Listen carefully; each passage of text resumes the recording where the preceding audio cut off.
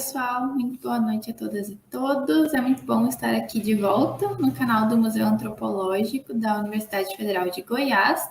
Essa é a segunda atividade aqui no canal no ano de 2022. A primeira, vocês podem conferir aqui, foi o lançamento da nossa coleção de e-books do Museu Antropológico, chamada Coleção Epistemologias, mas hoje é a primeira atividade de abertura do projeto Cinema no Museu, sessão de filme com debate, no ano de 2022.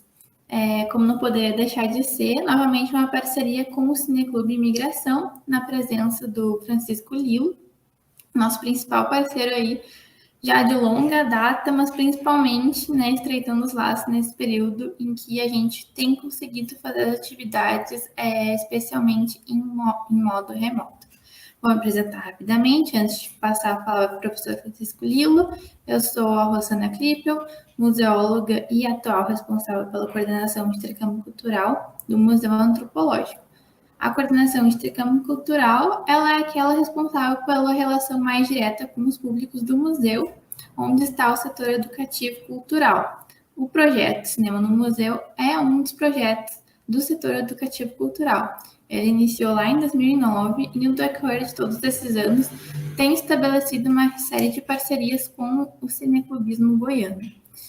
Graças a essa série de parcerias que a gente conseguiu manter o projeto ativo de uma maneira diferente, que não substitui o presencial, mas que a gente pôde explorar outras potencialidades, como intercâmbio cultural interestadual e internacional com as atividades digitais.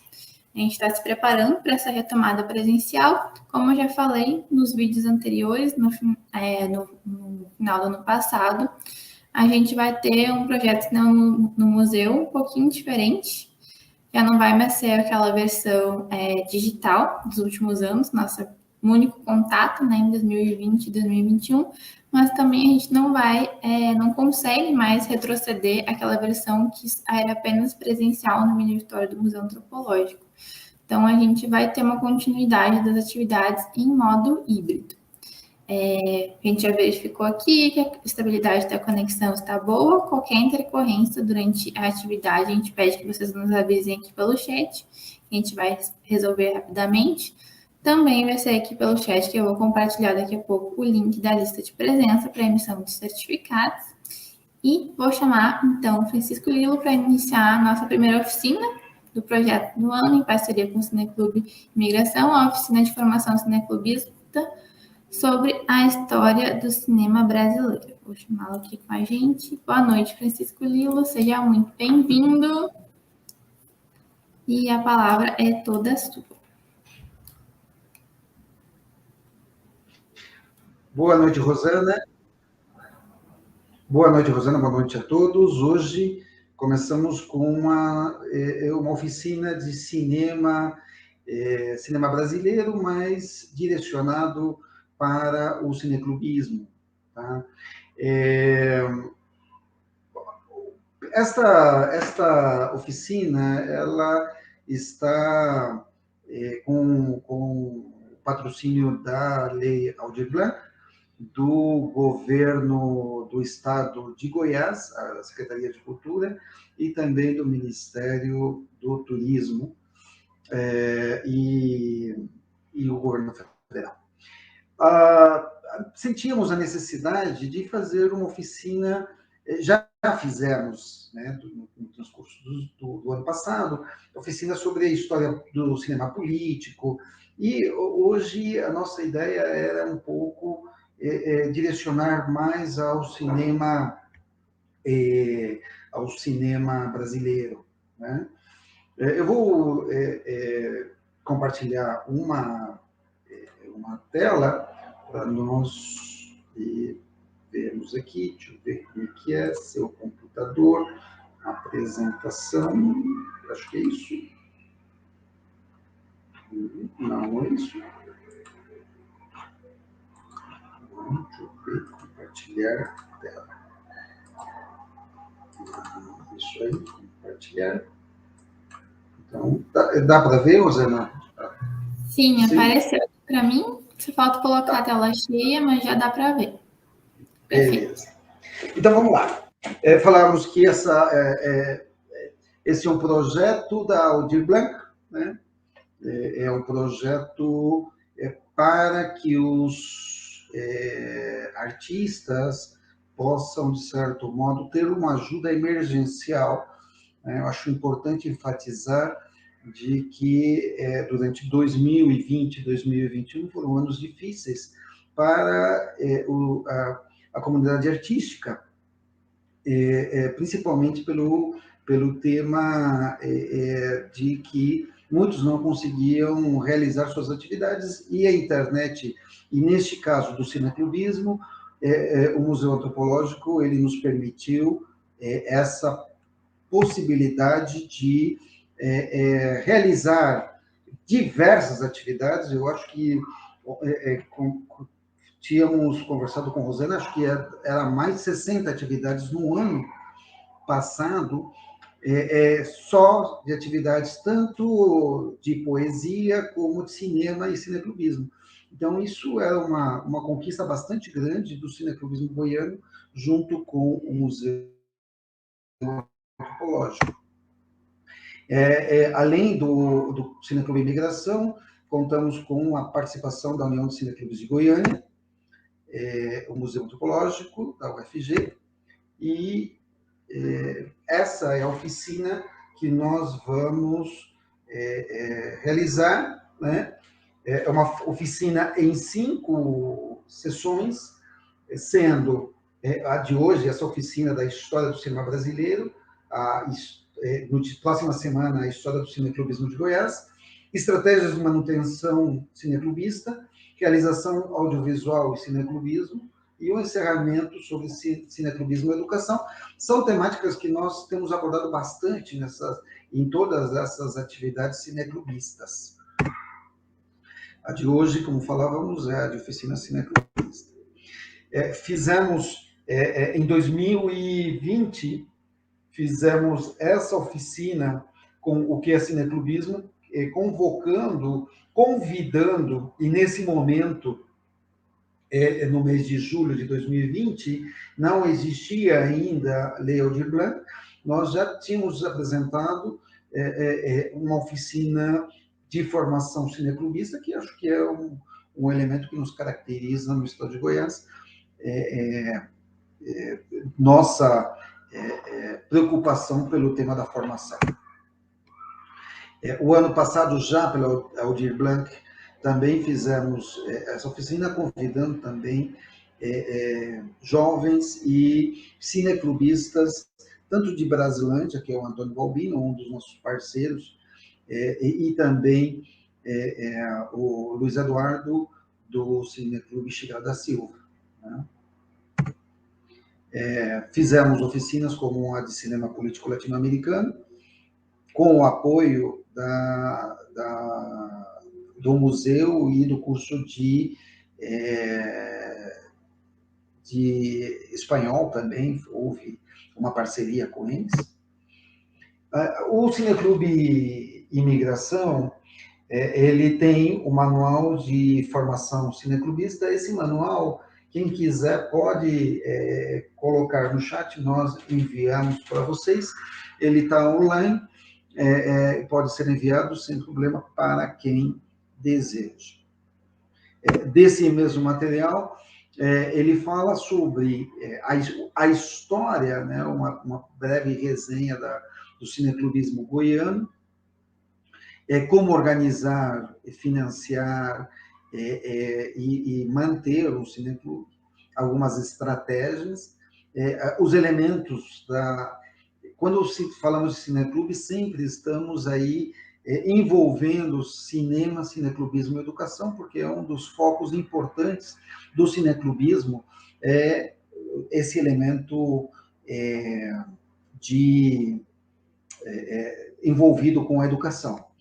Uma outra coisa que acho que é importante mencionar é que dos elementos que nós queremos agora, com a Débora do Mais Filmes, nós faremos também uma oficina sobre análise cinematográfica para cineclubistas.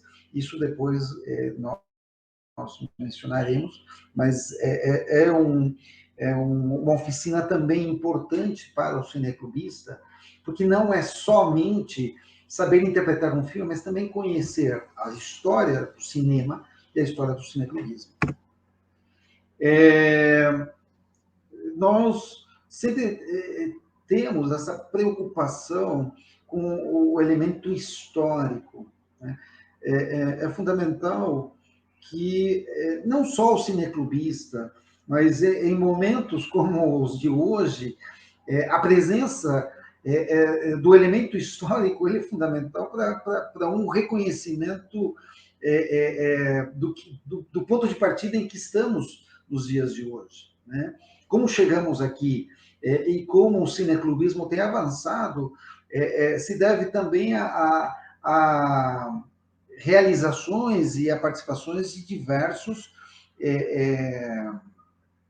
de processos históricos importantes. E não só históricos, sociológicos, filosóficos também. Esses slides são de um encontro cineclubista e uma oficina cineclubista feita em parceria com o IFG em 2015, que foi importante também como uma forma de unificação do cineclubismo. E aí partimos um pouco para o tema do processo, né, da história do cinema. O cinema é um produto da revolução industrial e científica, né? O cinema vem de um processo de evolução, principalmente no século XIX, da fotografia e do elemento fotográfico, da fotografia em movimento, a imagem em movimento. Havia toda uma disputa entre criadores, entre inventores, de como desenvolver um mecanismo de imagem em movimento que tinha uma conotação científica mais que artística cultural, né? Era a necessidade do processo da evolução tecnológica e da comprovação científica a partir de fatos concretos. Vamos passando o primeiro filme dos Lumière. Eu acho que eu estava falando desse primeiro passo, né, do processo científico, que era produzir um efeito de imagem em movimento. Vamos ver um dos primeiros filmes dos irmãos Lumière, por favor? Sim. Pode colocar?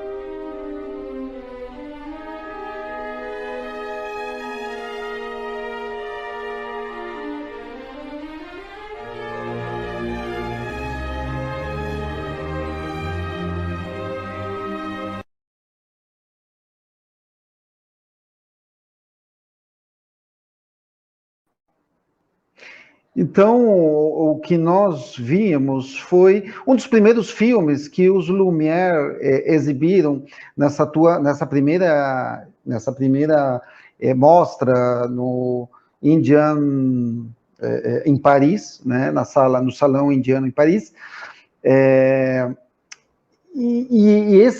Essa imagem, ela produziu um espanto muito grande, porque as pessoas viram um trem chegando, e alguns até saíram correndo. Uma reprodução bem interessante sobre esse filme, você pode ver no Drácula de Bram Stoker. Ele faz uma homenagem a esse processo dos irmãos Lumière, né? Então, eu mencionava que Millet, acho que foi antes ou depois de ter caído, os Millet, Georges Millet, na verdade, ele foi, né, tinha assistido essa exibição, e ele vai falar com os Lumière para adquirir uma dessas máquinas impressionantes. Millet vê um potencial artístico nessa máquina. E um pouquinho anterior antes, por favor, Rosana, na outra, essa aí dos irmãos Lumière. Esses dos dois senhores que estão aí. Os Lumière, eles viam isso como um invento que espalharam pelo mundo. Um ano depois, meses depois, na verdade, da exibição, da primeira exibição, dia 28 de dezembro, ele já se encontra no México e sucessivamente em diversos países da América Latina. Esse invento dos Lumière já se encontra no nosso continente, né? E ele é visto como, eu já tinha mencionado em algumas ocasiões, em alguns elementos, como uma ferramenta de produção artística cultural, e em outros, ele é visto como uma ferramenta de propaganda política, né? Que interessante o fato de Porfírio Dias, o presidente dos Estados Unidos do México naquela época, ele percebe, tanto na fotografia como no cinema, uma forma de poder se projetar politicamente. Nós sabemos que Hitler, né, na Alemanha nazista, com Aline Richenfels, já havia, né, toda uma produção cinematográfica para uma máquina de propaganda do Estado, assim como no governo Vargas tinha a DIP, que era o Departamento de Informação e Propaganda, que visava essa preocupação de comunicar, difundir propaganda a partir do cinema e das mídias que existiam naquele momento, que era rádio, cinema, né? Podemos passar um pouco aí, Rosana, por favor, próximo? Alguns filmes, né? Não vamos falar sobre cinema, ou vamos tocar sobre alguns filmes. Aí nós temos Cidadão Kane, de Orson Welles. Pode passar, Rosana, por favor? Federico Fellini, alguns nomes famosos do cinema, pode passar também. E aí temos o nosso querido realizador brasileiro, Glauber Rocha, que, digamos, é um mito do cinema novo e do cinema brasileiro dos anos 60 e 70. Pode passar, Rosana, por favor? Fazendo um pouco propaganda das nossas atividades, o Cineclubismo Goiás tem se preocupado constantemente em produzir conhecimento, é isso que nós fazemos, produção de conhecimento, a partir da difusão do cinema do cineclubismo. Pode passar, por favor, Rosana? A continuação, nós vemos o livro do Cineclube Imigração, que ele fala sobre tudo isso que eu estou falando e um pouquinho mais relacionado com essas relações de cinema, cineclubismo e relações internacionais. Pode passar, Rosana? Também está sendo lançado o livro Cineclubismo em Goiás. Lá existe um artigo de diversos pesquisadores cineclubistas do Estado com relação ao cineclubismo. Ele foi editado pela Universidade Federal de Catalão É um livro que está sendo lançado esse ano. Há um material do Museu Antropológico, preparado pela Rosana, pelo Adelino, e eu não lembro o nome da outra pessoa, do Rosana depois nos avisa qual o nome da outra integrante. Rosana está aí? Érica. Ah, é isso mesmo. E o nome, Rosana, da pesquisa de vocês foi? Não, a gente nomeou como o nome do projeto Cinema no Museu mesmo. E daí contando as Que é um experiências. projeto que tem 11 anos, né? Agora vai fazer 12? Isso, 12 anos esse ano. É uma recopilação desse projeto, não é? Que vocês Isso. fizeram? A gente contando tanto a experiência em modo presencial, né, como originalmente é o projeto, mas também esse desafio de como foi continuar com o projeto no período da pandemia. Muito bem. Obrigado, Rosana.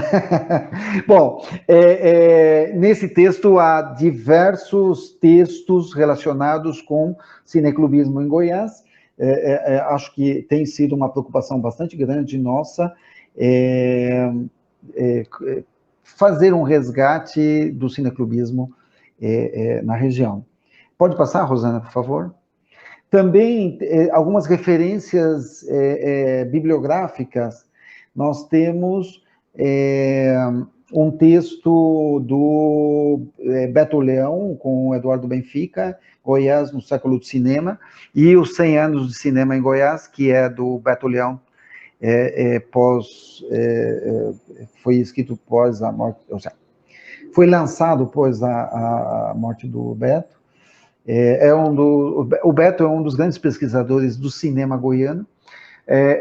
Também está o texto da Marina Costa, que tem um texto dela no livro do Cineclubismo. Esse livro que eu mencionava, do Cineclubismo Goiás, estará e-book, depois damos as referências. Cineclubismo do Brasil, da Débora Butrecht. Depois tem um material que eu realizei. Tem o Felipe Macedo, que é um dos grandes pesquisadores sobre cineclubismo no Brasil, e a Carolina Paraguaçu é uma das cineclubistas que fez parte, que foi secretária-geral do Conselho Nacional do Cineclube, e tem uma tradição, e tem essa oficina de formação cineclubista, que você pode encontrá-la na internet. A partir disso, eu gostaria, Rosana, que passemos o segundo filme, por favor, sobre a história do cineclubismo. Tá certo, vou colocar aqui. Obrigado. Tirar da tela. Pronto.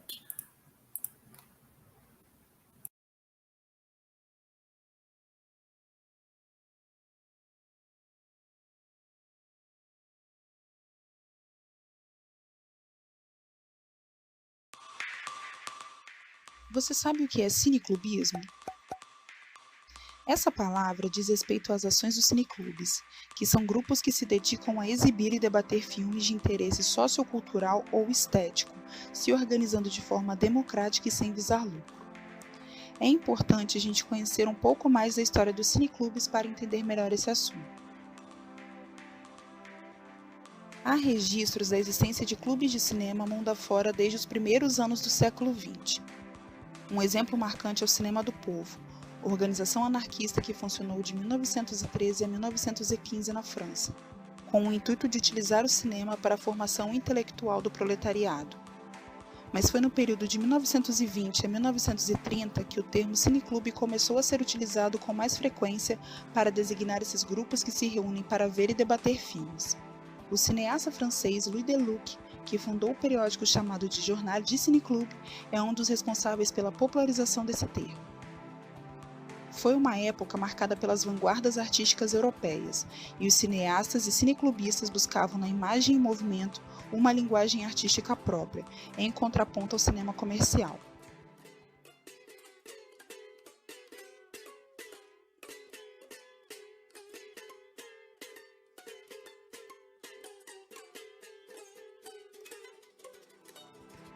Nesse contexto, o teórico italiano Ricciotto Canudo cunhou a expressão sétima arte para o cinema.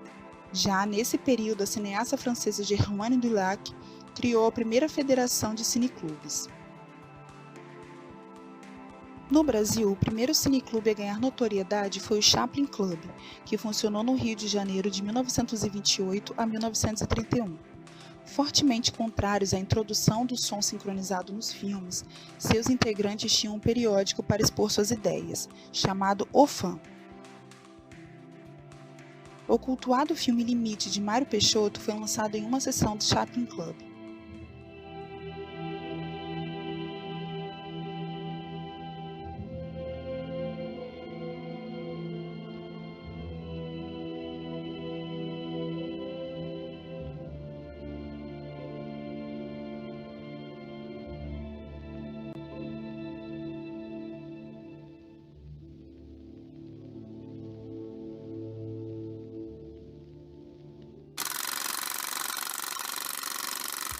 Em 1940, um grupo de críticos de cinema e intelectuais da revista Clima, como Paulo Emílio Salles Gomes e Décio de Almeida Prado, criou o Clube de Cinema de São Paulo.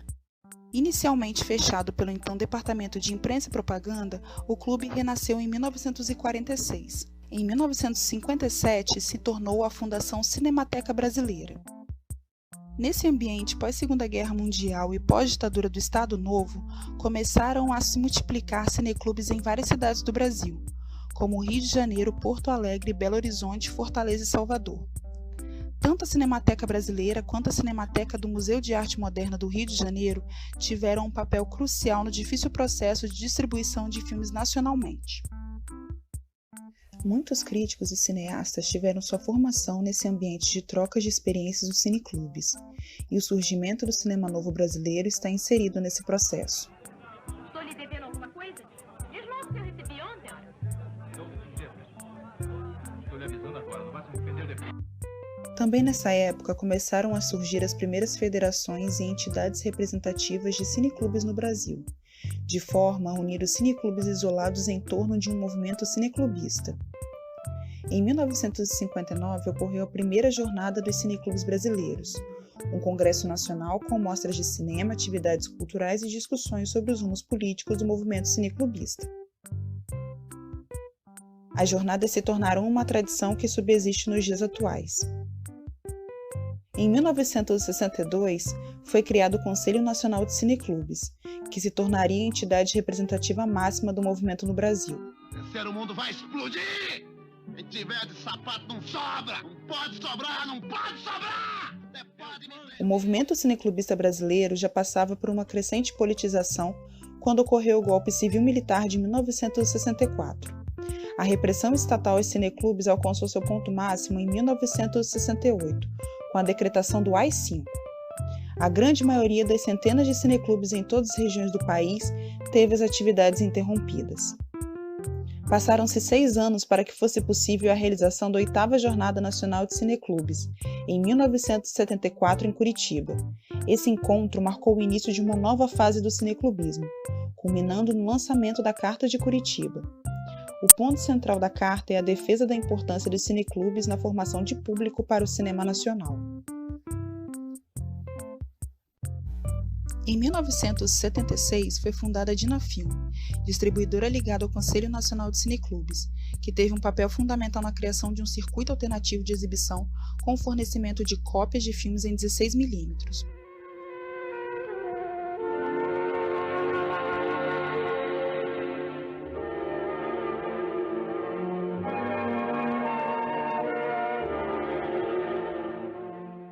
Muitos filmes brasileiros foram lançados de forma simultânea no circuito comercial e no circuito alternativo da Dinafilm, em salas de exibição improvisadas em escolas, associações de bairro ou até mesmo em portas de fábricas.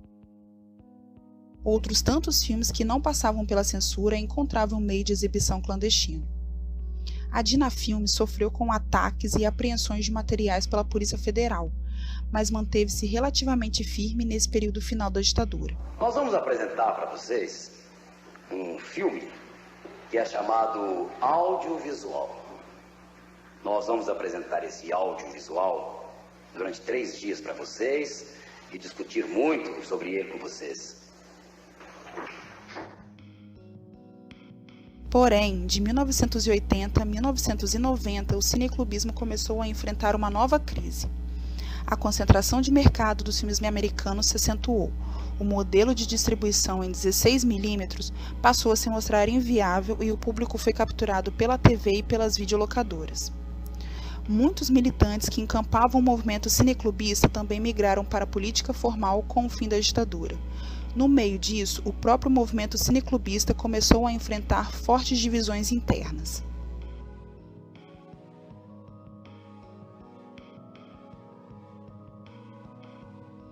Em 1989, o movimento cineclubista se desarticulou novamente. Ao longo da década seguinte, os cineclubes remanescentes passaram a atuar de forma individual, muitos deles assumindo um caráter mais comercial, na forma de salas de cinema de arte, como é o caso do Cine Metrópolis de Vitória. O movimento cineclubista foi retomado em 2003. Com a ascensão do Partido dos Trabalhadores ao poder naquele ano, houve uma aproximação entre antigos integrantes do movimento e o Ministério da Cultura, que procurava promover a expansão de pontos de cultura comunitários pelo Brasil, por meio do programa Cultura Viva. Apesar das desconfianças da aproximação do Estado e de mágoas passadas entre alguns cineclubistas da velha guarda, o movimento conseguiu se rearticular. Esse momento representou o início de uma fase de maior valorização da atividade cineclubista pelo poder público. Estou recebendo hoje esta honraria, que é também um resgate da cidadania do povo de Cachoeiro. Em 2006 foi criada a Programadora Brasil, uma parceria entre o Ministério da Cultura, Cinemateca Brasileira e Centro Técnico Audiovisual, visando a distribuição de filmes brasileiros de todos os gêneros para pontos de exibição audiovisual. Com um catálogo de 970 filmes e vídeos organizados em 295 DVDs, a Programadora Brasil disponibilizou material para cerca de 1.848 pontos de exibição audiovisual em todo o país. O projeto Cine Mais Cultura, surgido em 2008, foi outra iniciativa importante para proporcionar a entrega de equipamento de exibição a cineclubes e pontos de cultura brasileiros. Entretanto, a Programadora Brasil acabou abandonada em 2013, em meio a ingerências na Cinemateca Brasileira, que hoje passa por uma grave crise. Na segunda década do século XXI, os cineclubes continuaram se multiplicando Brasil afora, e muitos estados passaram a contar com políticas públicas específicas para o cineclubismo, ao custo de muita mobilização das entidades representativas. Segundo um levantamento de 2020, existem mais de 60 cineclubes em 21 municípios do Espírito Santo. Grande parte dessas cidades nem sequer possui uma sala de cinema, e os cineclubes suprem essa necessidade de ponto de exibição audiovisual. 2020 também foi o ano em que o cineclubismo brasileiro passou a enfrentar outro imenso desafio, a pandemia de Covid-19.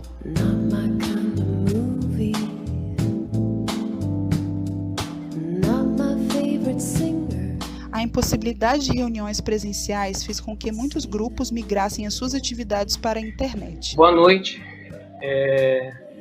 Sejam muito bem-vindos a mais um debate pós-sessão do Cineclube Jesse Valadão. Super concordo. E essa valorização aí da fábrica como um patrimônio cultural da cidade, como você falou, já passou da hora, né, de acontecer. Uma nova realidade se avizinha, mas essa é uma história que ainda está para ser contada. Olha que história! O sujeito foi salvo pelo cinema. É uma trajetória realmente impressionante.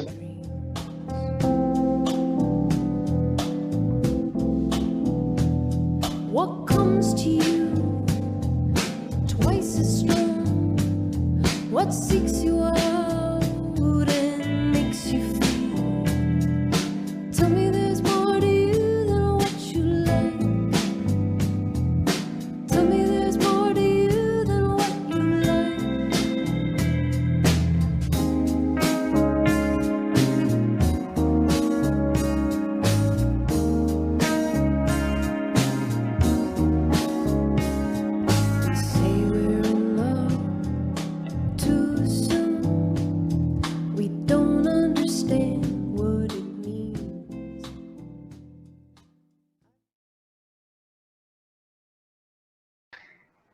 Então, essa resenha do Luiz Schwina e da história do cineclubismo, cedido pelo Cineclube Jesse Valadão do Espírito Santo, a quem agradecemos muito por essa participação e por sempre nos ceder o filme quando solicitamos, nos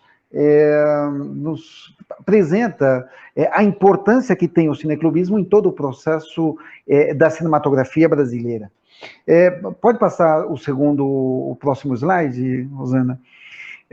A partir de 1895, o que nós temos é um período dos pioneiros do cinema, e mais do que a criação de um cinema propriamente brasileiro, era mais, a princípio, o registro do fragmentos da realidade, fragmentos do cotidiano e do dia a dia, do nosso dia a dia, por muito tempo, né, influenciado por também essa tendência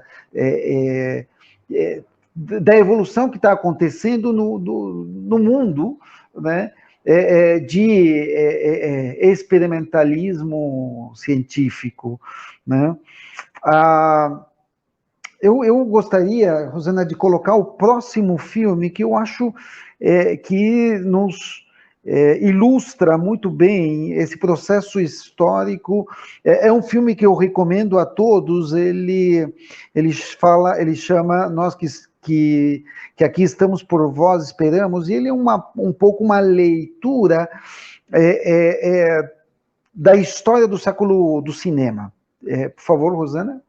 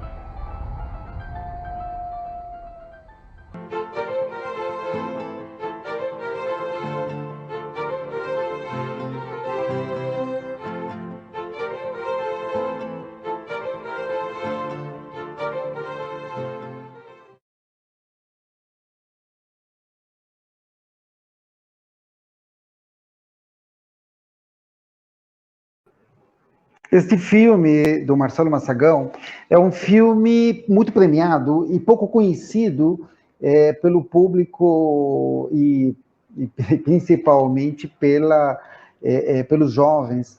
É um filme que faz um recorte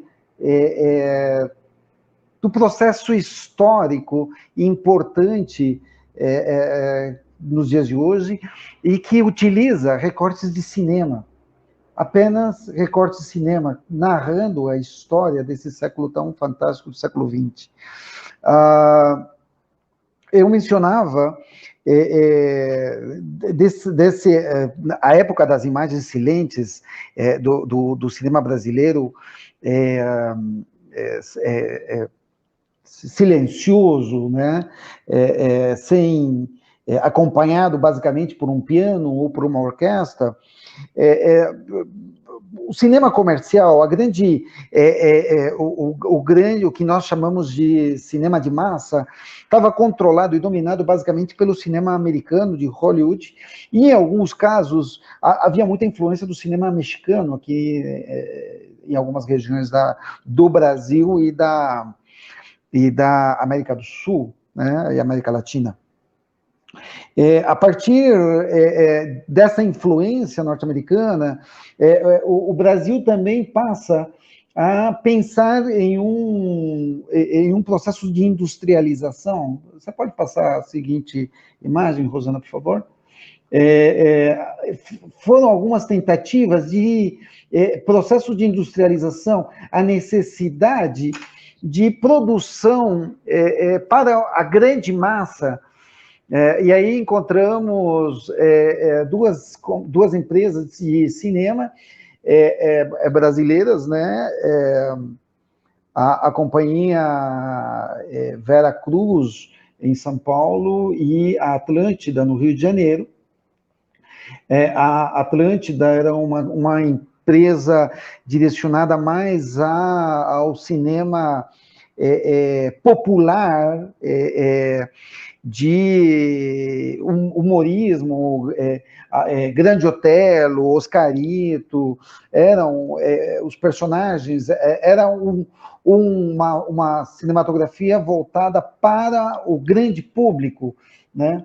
E no caso da Vera Cruz já era uma preocupação de criação cinematográfica para um público mais São Paulo, mais elitista, lembrando os processos que dominavam na cultura daquela época, né?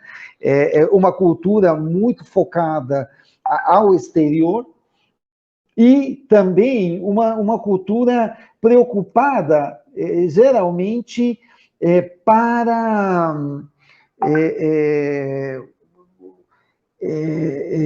massificar, homogeneizar, mostrar, ou mais que mostrar, criar uma tendência, né?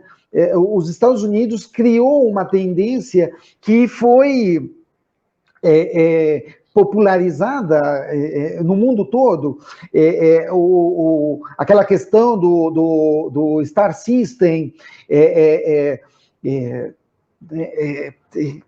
Valentino, Marilyn Monroe, você criava grandes figuras que viravam um mito do cinema.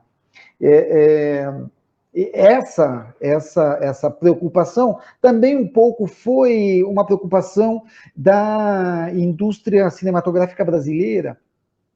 Agora, nós temos que ver também que essas indústrias, essa tentativa,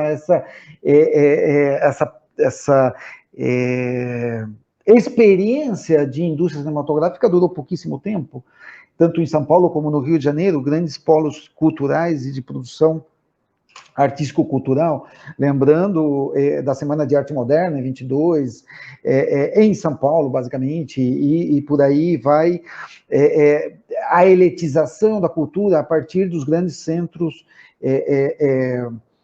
Rio de Janeiro como capital, São Paulo como capital econômica, né?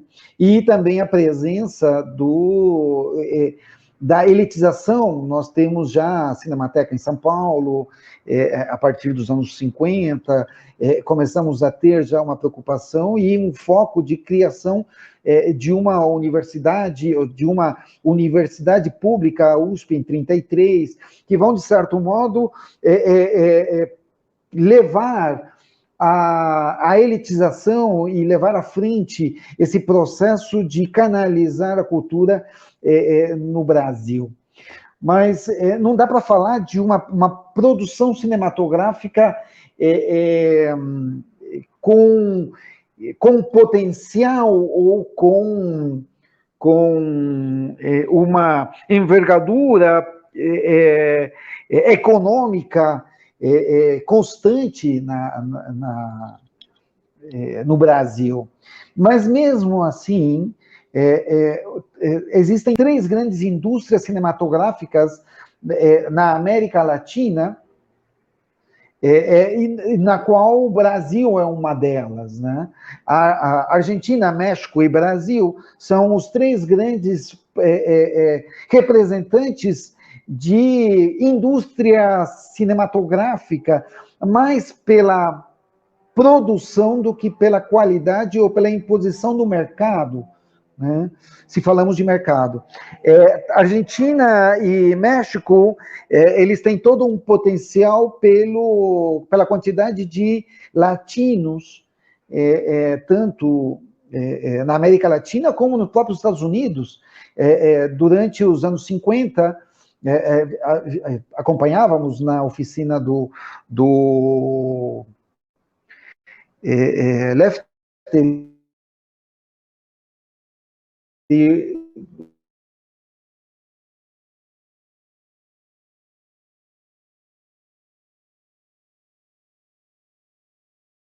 sobre o cinema. Ele vai produzir em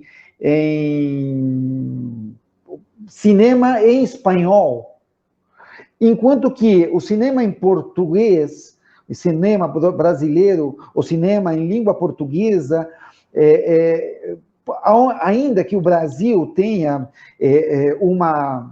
um potencial dos países lusitanos, ou de lussofonia, não tem essa mesma influência, a cinematografia não tem essa mesma influência nesses países. Portugal, Moçambique, Angola, nós não conhecemos o cinema desses países, assim como provavelmente eles não conhecem o cinema brasileiro com a mesma intimidade que o costarricense tem do cinema mexicano, do cinema argentino. Então, a capacidade do cinema brasileiro de exibição fora dos mercados ou do território brasileiro é muito limitado pelo fato de ser um cinema que conversa com ele mesmo, né? Conversa com as suas próprias raízes, o seu próprio público. Eu vou pedir para a Rosana colocar o próximo filme que nos vai permitir a seguinte tendência, que é o cinema depois das indústrias cinematográficas que duraram muito tempo, pouquíssimo tempo no Brasil. Por favor, Rosana, o próximo filme.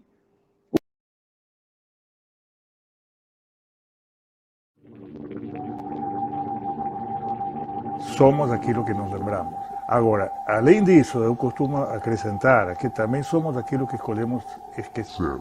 La memoria es un espacio de lucha política.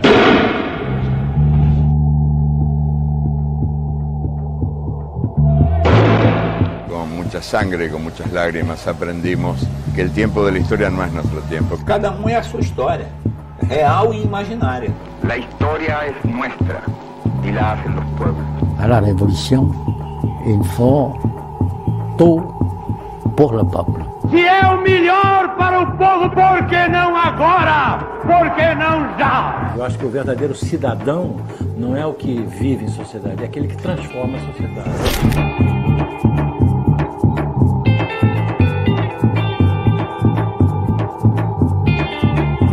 El destino no está en las líneas de la mano, está en los desafíos que enfrentamos. Le progrès est tout ce qui diminue le pouvoir d'un homme sur un autre homme.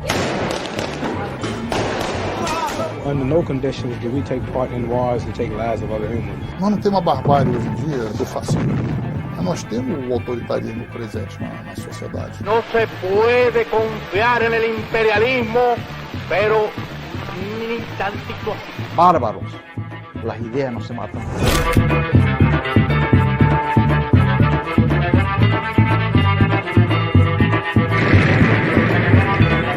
Alors, on peut dire l'idée de changer le monde, on peut appeler ça une utopie. Moi, je dis que c'était plutôt une espérance. Enquanto houver desesperados, nós temos que defender o direito à esperança. O que é a utopia que te dá sentido na vida? El derecho de soñar. Utopias, barbáries, utopias, barbáries, utopias, barbáries. Essa rebeldia, como você disse, é uma utopia. Nós temos sempre esperança. Temos sempre vontade de lutar.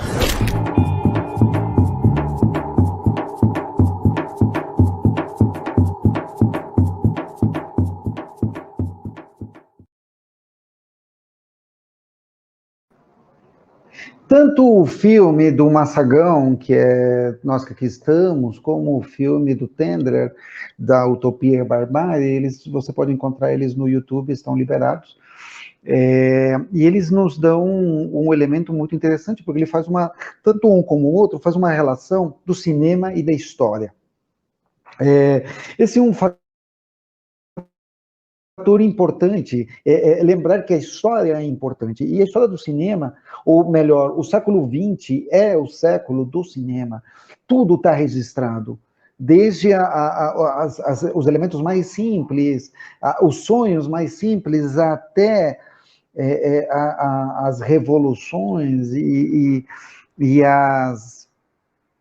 os sonhos, como chegar à Lua.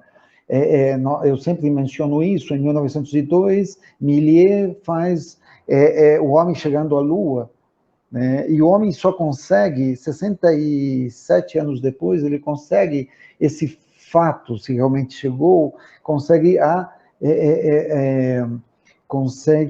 chegar lá. Então, o século XX é um século é um século do cinema. E conhecer esse século, conhecer sua história é fundamental. Agora, eu mencionava que o segundo filme do Silvio Tendler, ele nos vai abrir uma outra porta. Podemos voltar, Rosana, para o PowerPoint? Pode passar essa, que é da Vera Cruz, O Cangaceiro, um filme premiado em Paris, né?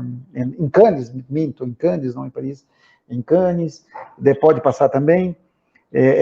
O reconhecimento da cinematografia brasileira já com o filme O Cangaceiro e também mais tarde com o filme Pagador de Promessas, é um reconhecimento de uma cinematografia pouco conhecida, né? E mais tarde com os filmes do Glauber Rocha e sucessivamente.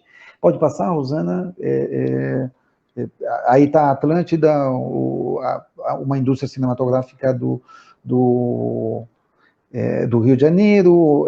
Mazzaropi, um dos grandes personagens da cinematografia popular brasileira, muito próximo ao personagem que nós encontramos do Cantinflas, né, o humorista mexicano. Eu mencionava da influência do México com relação à cinematografia e um pouco a essas expressões no Brasil, né, a necessidade de um povo pouco instruído, com pouca alfabetização, onde o cinema local tinha que ser um cinema mais popular, e talvez até menos ideológico e mais alienante, né? E aí nós tínhamos essa produção. Por isso, tipo, a Atlântida, ela trabalha muito com um cinema que vende, que se autossustenta. Não é por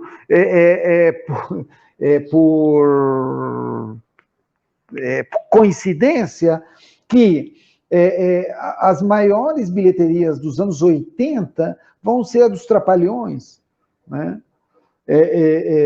Personagens que hoje seriam considerados politicamente incorretos, preconceituosos, e assim sucessivamente.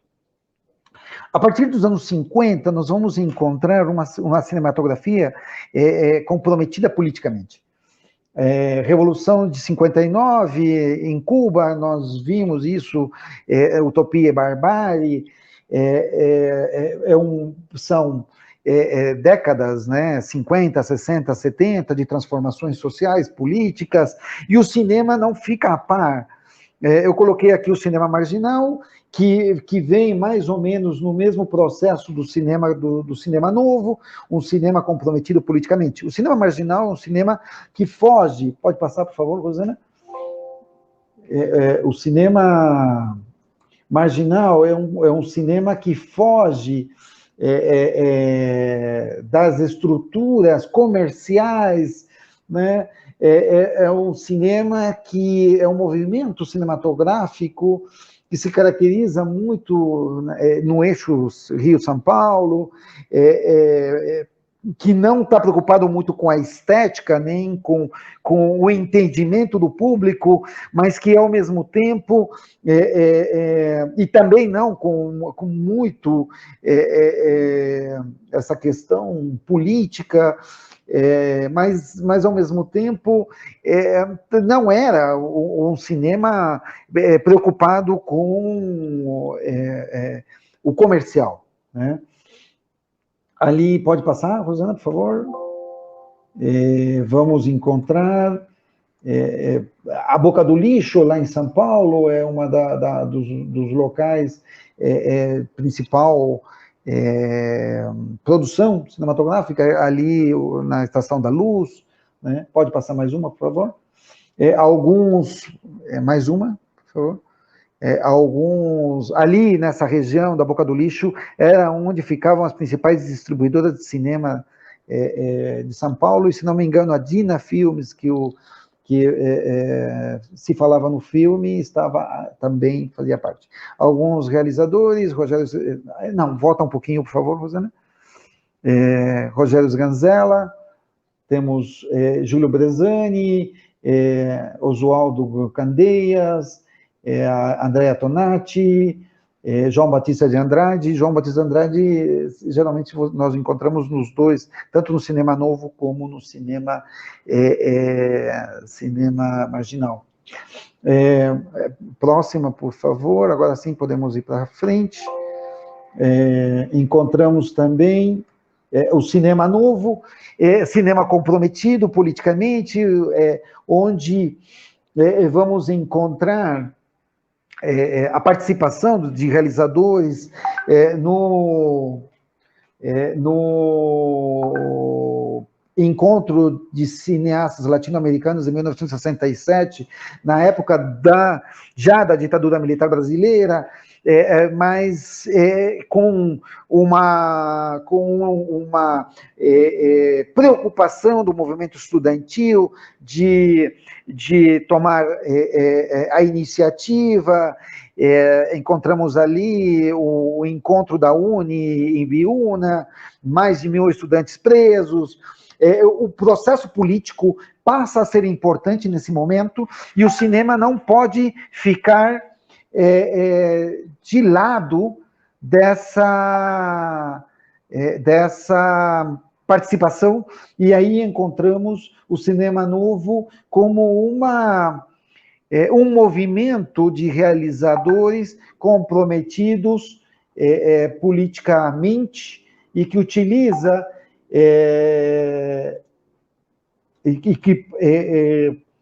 utiliza a câmera como uma bandeira de luta, de essa frase, né, uma câmera na mão e uma ideia na cabeça, do cinema, da nova onda francesa também, essa ideia da produção cinematográfica alternativa, independente, sem necessidade de prestar contas ao público, mas sim com a intenção de incomodar o público, a tirá-lo dessa comodidade ou dessa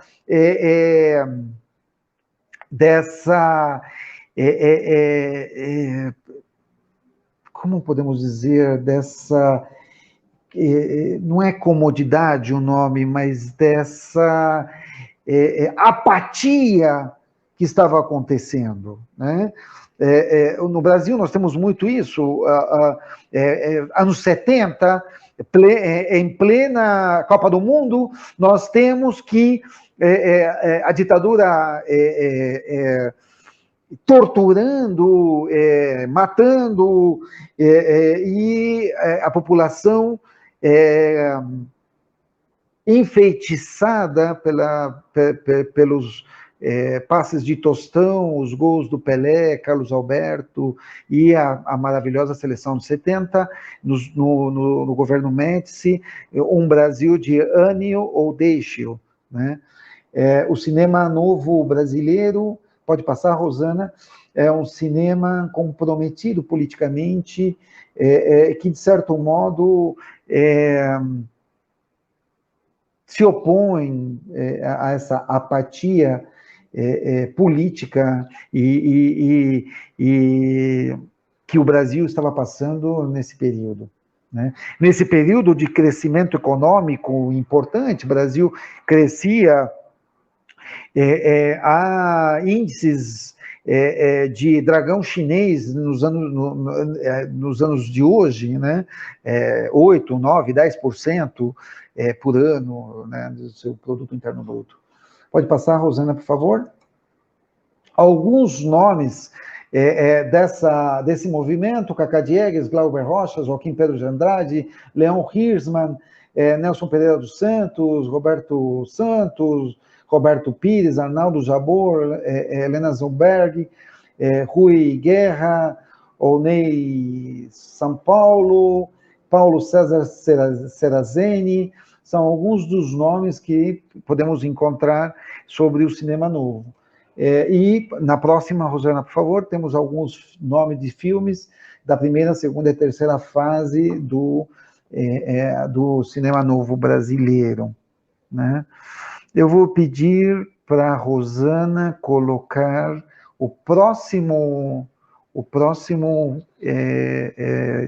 trailer, que é justamente um compêndio de cinema feito pelo filho do Glauber Rocha, Cinema Novo. Por favor, Rosana.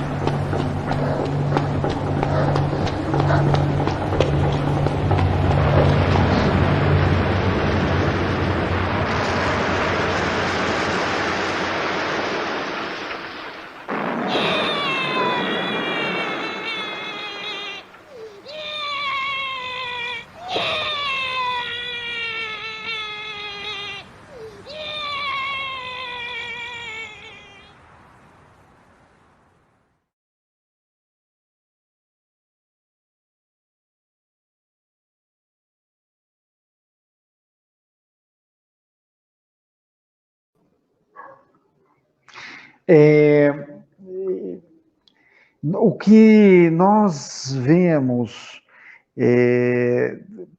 depois dos anos 70, o retorno do sistema democrático em 84, nós começamos a ter uma retomada do cinema comercial brasileiro, mas, ao mesmo tempo, temos uma ausência de recursos econômicos para financiar o cinema.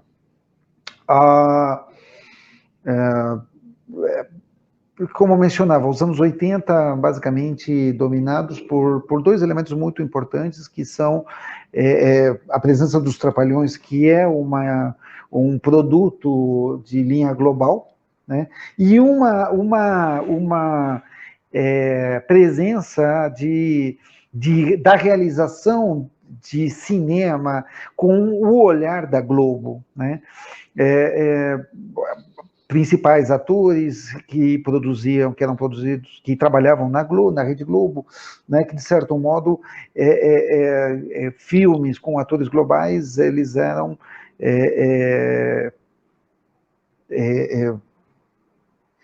compromisso de bilheteria, né?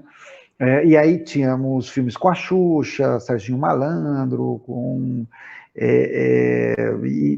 e por aí, a partir dos Trapalhões, uma sequência de cinematografia de, não vou dizer dudosa qualidade, mas com um selo Globo de certificação.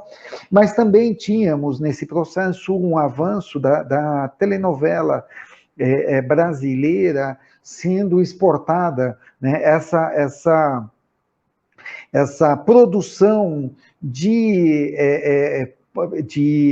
selo, né, global, ela passa a ser uma constante, né? E aí você começa a assistir novelas, ou você começa a ver que novelas brasileiras, como Escrava Isaura e outras, eram assistidas em espanhol, chinês, russo e sucessivamente em várias outras línguas. Se difundiu mais um conceito de televisão do que de cinema. Houve um processo de baixa, e depois tem todo o processo de com a chegada do Collor, de falta de financiamento para a Embrafilmes e para outras experiências cinematográficas. Com Fernando Henrique Cardoso começa a haver uma retomada do cinema a partir de uma produção do próprio Estado, né? Hoje, basicamente, a produção cinematográfica ela se baseia no financiamento do Estado. Nós vimos isso na época da pandemia. A grande indústria cinematográfica esteve paralisada, e a indústria cinematográfica que nós temos, como hoje aqui em Goiás, nós temos 2 escolas de cinema, muito se paralisou, muito da produção cinematográfica feita em Goiás se paralisou nesses 2 anos em função da falta de recursos, e o que a Aldir Blanc veio nos permitir um pouco, e a retomada ainda de forma bastante modesta dos recursos públicos, tanto no Estado como, não dá nem para falar do governo federal, né? O governo federal não, além do questionamento da Lei Renault, tem todo o questionamento da política de financiamento cultural do Estado, de como fazer cultura, né? Nos anos 90, nós vamos encontrar... entre esse período... vamos colocar, Rosana, o 6º trailer, que é a história que nosso cinema não contava, que é um pouco o cinema de porno chanchada, que é uma forma que teve os cineastas de burlar um pouco a censura dentro da produção cinematográfica. Vamos colocar, Rosana, o 6º trailer, por favor?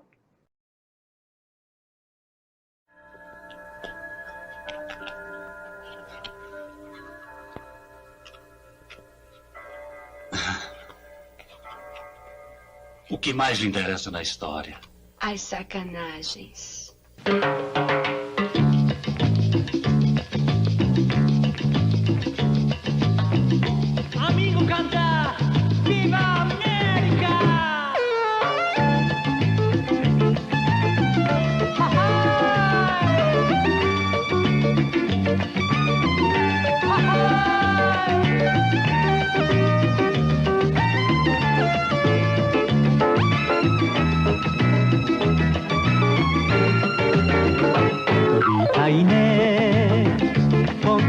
ことは忘れちゃえ嫌な世の中舞い上がれ高く高くあの世へ行こ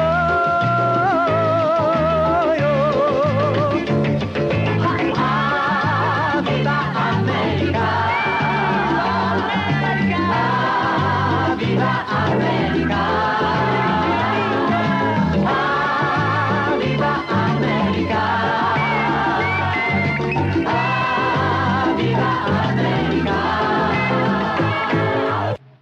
Otávio, você é macho. Duvida? Daria sua própria vida pelos seus irmãos? Sim, isto é, acho. Você topa uma revolução?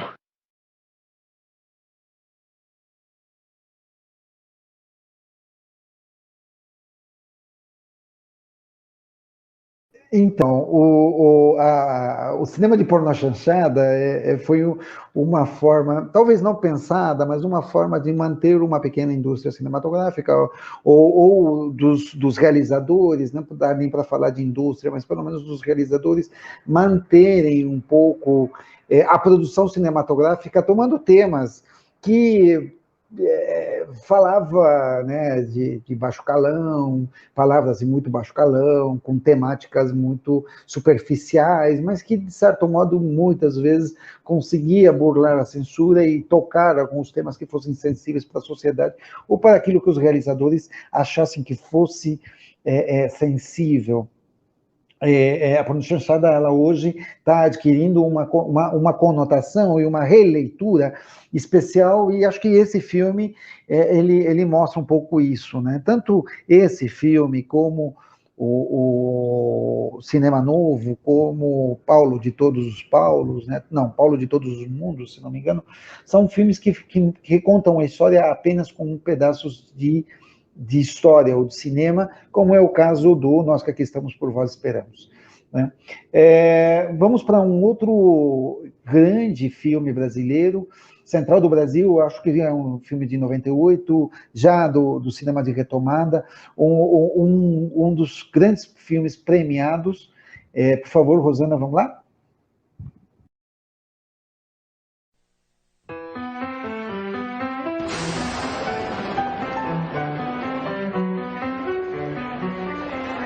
In Central Station, there are a million stories.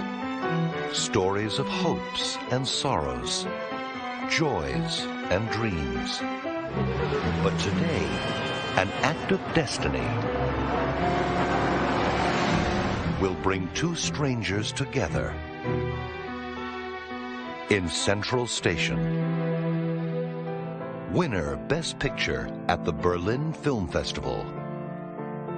The story of an unmarried woman and a little boy in search of the father he has never known.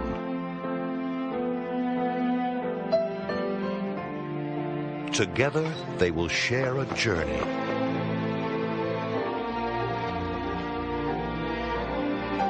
That will bring them together, tear them apart, and forge a remarkable friendship you will never forget.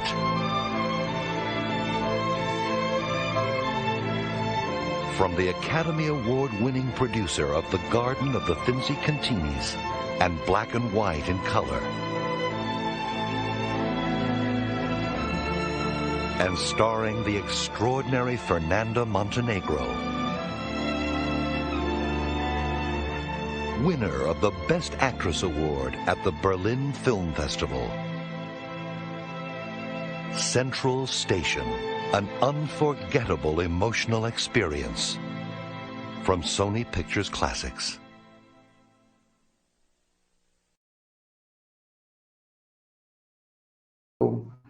É um daqueles filmes sensíveis, contados de forma simples. É um filme onde Walter Salles utiliza uma grande atriz reconhecida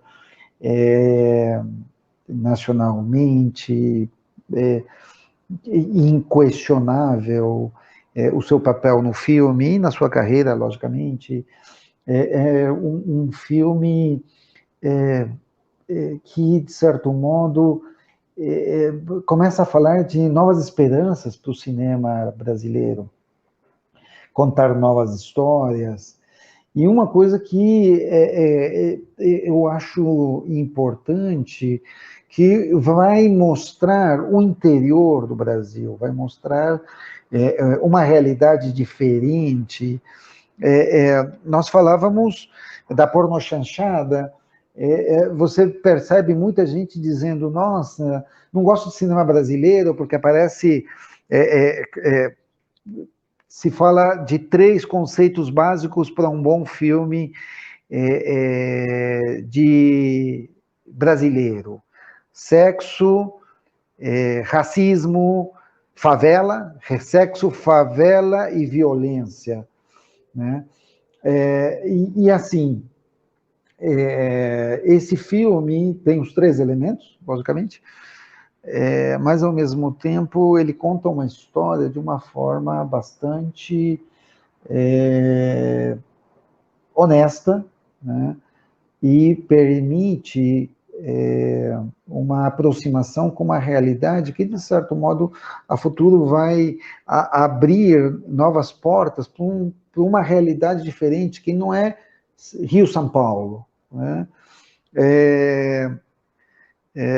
Assim como na política café com leite, onde se revezar politicamente entre Minas e São Paulo, na cultura brasileira, na cinematografia brasileira, parece que as referências também eram Rio-São Paulo. E a elitização da cultura no Brasil se dá muito nesse processo.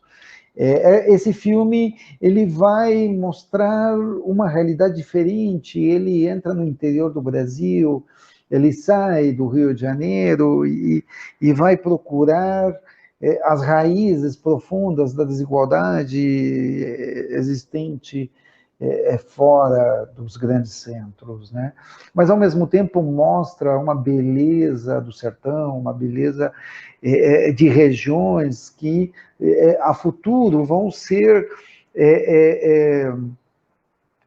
priorizadas por uma outra cinematografia. Por favor, Rosana, o próximo filme, Aquários, e para nós irmos fechando, por favor. A cinematografia do Kleber Mendonça Filho, e especialmente esse filme, eles passam a ser uma bandeira de luta, né? Principalmente que esse filme ele é lançado na época que houve o impeachment de Dilma.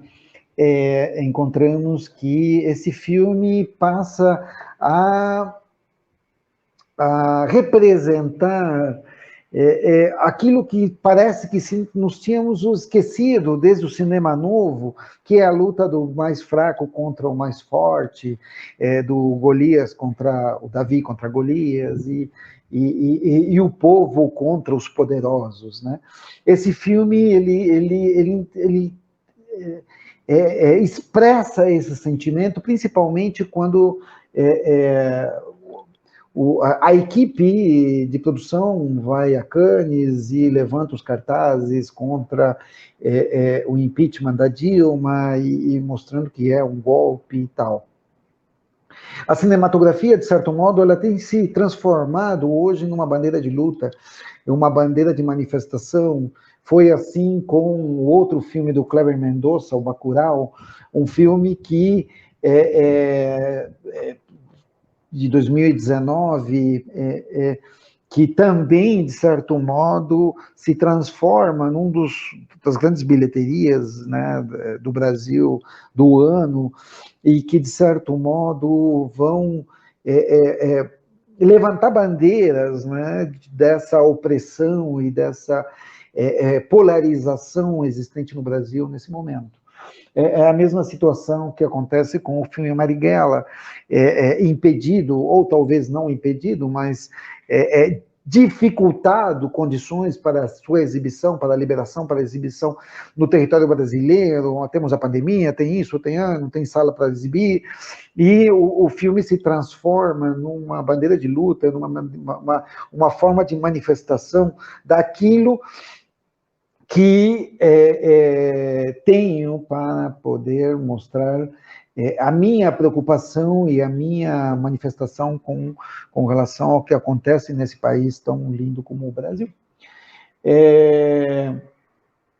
Hoje, um pouco, essa oficina, ela tratava de mostrar, fazer um hilo condutor com relação à historiografia, não necessariamente detalhada do que é a história do cinema brasileiro, mas como, de certo modo, podemos, de certo modo, revisar, analisar, observar um pouco a cinematografia do cinema brasileiro ao cineclubismo nacional, ao cineclubismo de Goiás. Há alguns elementos, o manual está à disposição de quem quiser, pode entrar em contato com o Museu Antropológico, ou mesmo pelas redes do YouTube no museu, ou do museu no YouTube, e próxima semana, nossa oficina será sobre, se não me engano, vamos ver, história do cineclubismo em Goiás. Aguardo vocês dia 8 de fevereiro para uma próxima sessão.